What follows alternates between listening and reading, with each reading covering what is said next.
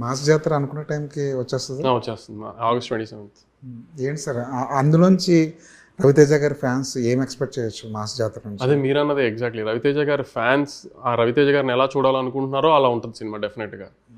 అంటే ఆయన చేసే ఎటకారాలు, ఆ సర్కాజమ్స్ ఇవన్నీ చాలా నచ్చుతాయి కదా జనానికి. ఆ ఎటకారము ఇప్పుడు ఏంటంటే సార్ కొంచెం ఆ ఏజ్కి సరిపడా కామెడీ, అంటే ఆయన మీద ఆయనే జోకులు వేసుకుంటాం ఏజ్ మీద, అట్లా అట్లా కొన్ని ఉంటాయి కదా, వర్కౌట్ అవుతాయి.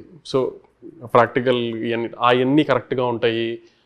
సో ఆయన సరిపడా అలా మాస్ ఫైట్లు, కామెడీ చేసుకుంటూ మాట్లాడుతూ ఫైట్లు, అవన్నీ ఏవైతే రవితేజ గారు ఇవన్నీ చేస్తే బాగుంటుంది అని ఫ్యాన్స్ అనుకుంటారో అవన్నీ చేస్తారు సినిమాలో.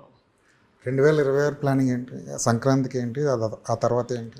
సంక్రాంతికి అనగనగా ఒక రాజు, నవీన్ పోలిశెట్టి సినిమా.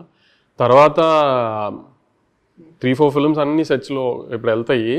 సో మేజర్గా ఏంటంటే నాకు ముందు త్రివిక్రమ్ గారు, వెంకటేష్ గారి సినిమా స్టార్ట్ అయిన దాన్ని బట్టి అది ఎప్పుడు రిలీజ్ ప్లానింగ్ ఉంటుందో మేము అన్నీ చూసుకోవాలి. ఎందుకంటే నాకు సూర్య గారి సినిమా స్టార్ట్ అయిపోయింది కానీ తమిళ సినిమా, మాకు తమిళ్లో ప్రాపర్ డేట్ కదా.